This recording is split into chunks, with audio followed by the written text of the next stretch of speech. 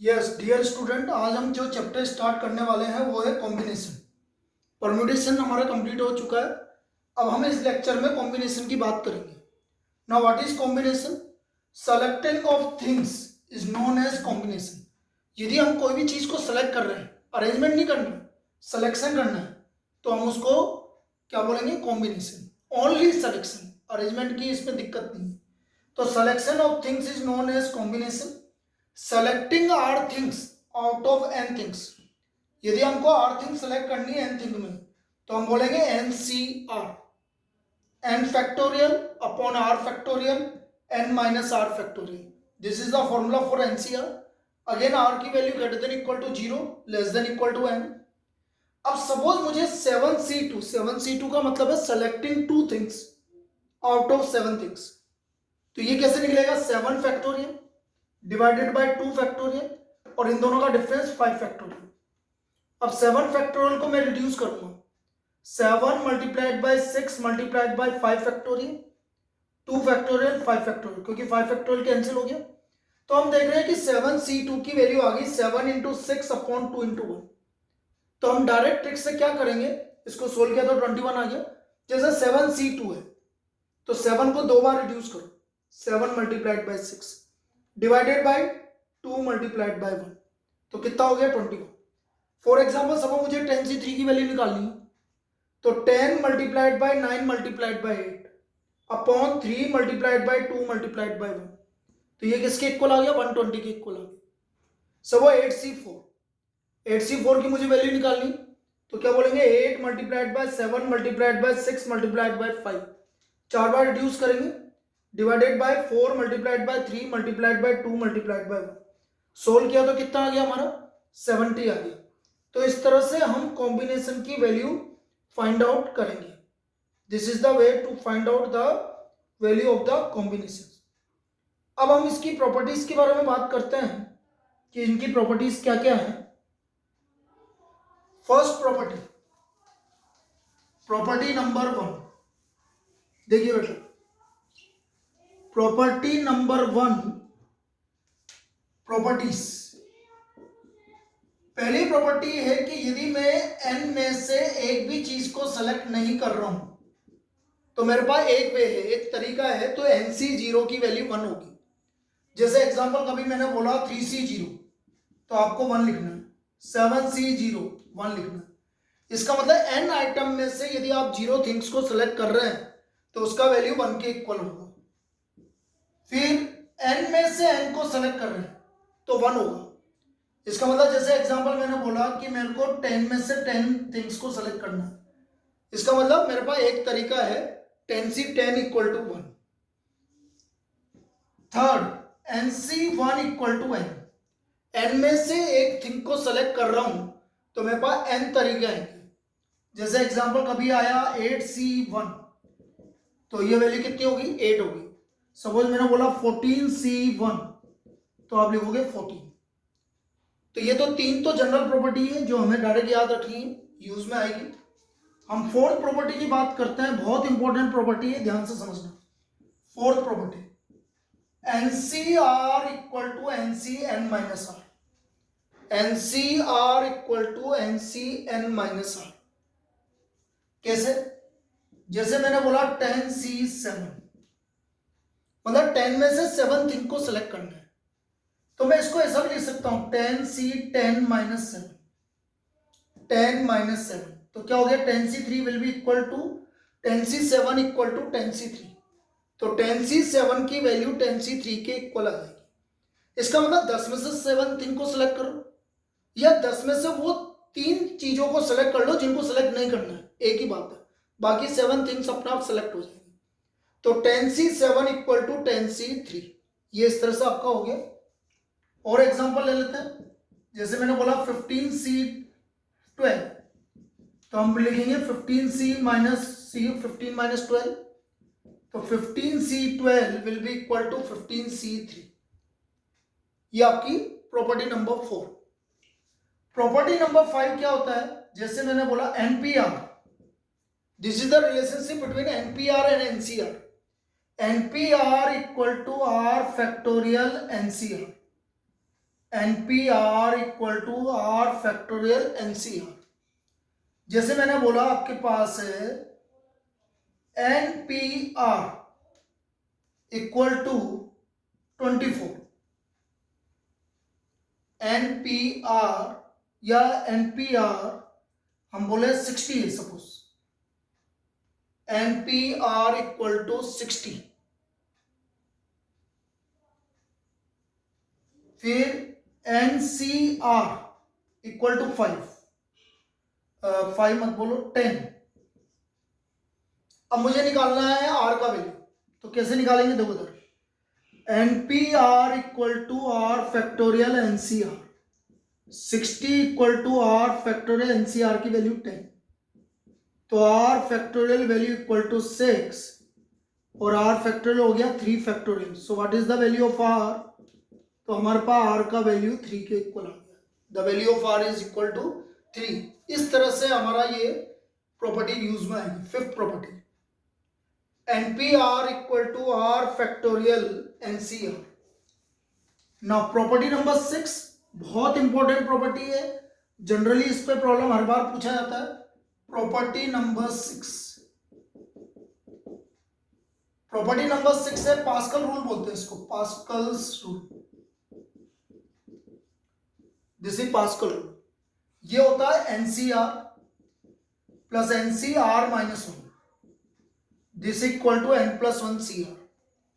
NCR plus NCR minus 1 equal to N plus 1 C are.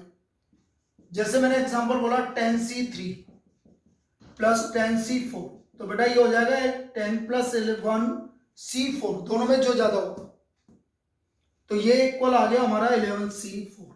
इस तरह से इस प्रॉपर्टी को यूज करेंगे। एक और एग्जांपल ले लेते हैं।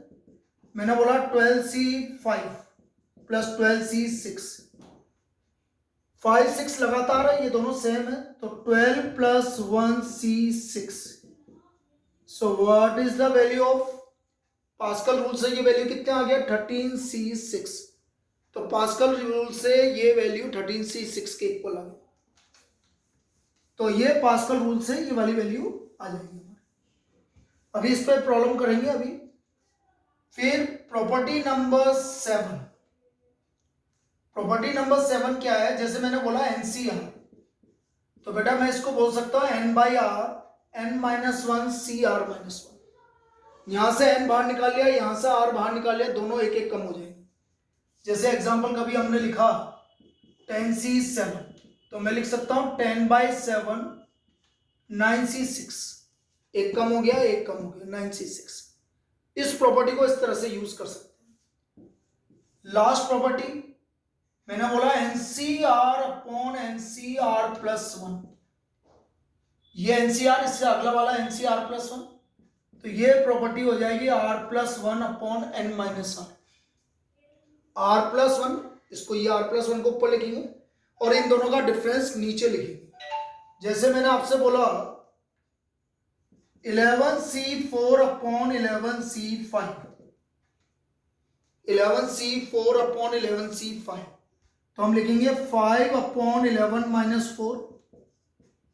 सो what is the value 5 upon 7, तो इसका वैल्यू 5 अपॉन 7 के इक्वल आ गया, 5 और इन दोनों का डिफरेंस नीचे, बस ये 4 है तो ये नीचे 5 आना चाहिए। एक और एग्जांपल देखते हैं। मैंने बोला 10C2 अपॉन 10C3, तो ये 3 ऊपर जाएगा और इन दोनों का डिफरेंस नीचे आएगा। सो what is the value of 10C2 upon 10C3, 3/8, तो इसका वैल्यू 3/8 के इक्वल आ जाएगा। तो इस तरह से हम इन प्रॉपर्टी को यूज करेंगे।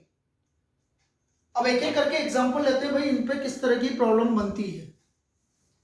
जैसे मैं फर्स्ट प्रॉब्लम की बात कर रहा हूं, एग्जांपल नंबर 1, इसने बोला है कि if NC7 equal to NC5 find the value of n, तो हमें n का वैल्यू निकालना है। अब कैसे करेंगे देखो उधर, NC7 equal to NC5, property number 4 use कर लो। NC5 को मैं लिख सकता हूं NCn minus 5, because NCR equal to NCn minus R। अब देखो N N C C compare कर लीजिए, 7 इक्वल टू एन माइनस 5, तो एन का वैल्यू आ गया 7 प्लस 5 इक्वल टू 12, तो यहां से हमें एन का वैल्यू 12 मिल गया। तो ये हमारी फर्स्ट एग्जाम्पल इस तरह से सोल्व हुआ। नाउ एग्जाम्पल नंबर 2 देखिए आप इसको। एग्जाम्पल नंबर 2 क्या है? एग्जाम्पल नंबर 2 ये बोल रहा है 15CR equal to 15CR plus 2, then find RC5। मुझे RC5 की वैल्यू निकालनी। तो देखना बेटा, 15CR equal to 15CR plus 2। अभी कंपेयर करने का कोई मतलब नहीं है। देखो यदि मैं कंपेयर करता हूं तो इसका कोई मतलब नहीं। इसका मतलब हमें यहां प्रॉपर्टी लगानी पड़ेगी। प्रॉपर्टी क्या लगाई? 15C 15 minus R plus 2। अब हम कंपेयर कर सकते हैं। देखो R 15 माइनस ब्रैकेट में R प्लस 2, तो यह आ गया R equal to 15 minus R minus 2। R plus 2 था, सॉरी 18CR था ये। 1 मिनट, करेक्शन है 18CR। तो हमें 18CR और 18C, क्योंकि यहां पर R फ्रैक्शन में आ रहा है तो वो कभी नहीं हो सकता, ये मैंने इसमें कर दिया 18। दोबारा देख लेते हैं, 18CR equal to 18CR plus 2। Fraction में कभी नहीं आएगा R का वैल्यू, इसका मतलब वो करेक्शन था, 18 था ये। 18CR प्लस 2 को लिख सकता हूं 18C 18 minus R plus 2। Compare कर लिया, तो यहां से हमारा 2R का वैल्यू 16 आ गया, तो हमारा R का वैल्यू 8 आ गया। अब ये R का वैल्यू आ गया हमारा। Now we have to find RC5, और R का वैल्यू कितना आ रहा है बेटा? 8C5। अब 8C5 को मैं प्रॉपर्टी नंबर से क्या लिख सकता हूं, जो अभी प्रॉपर्टी यूज किया था 8C3, क्योंकि 5 ज्यादा है, इसके आधे से ज्यादा है, इसलिए हम इसको सब्ट्रैक्ट कर रहे हैं। नाउ 8C3 को मैं लिखूंगा 8 into 7 into 6 upon 3 into 2 into 1, तो ये cancel. So what is the value of RC5? 56। RC5 की वैल्यू हमारी 56 आ गई। इस तरह से हम RC5 की वैल्यू निकाल लेंगे। अगला देखते हैं बेटा, नेक्स्ट एग्जांपल, एग्जांपल नंबर 3।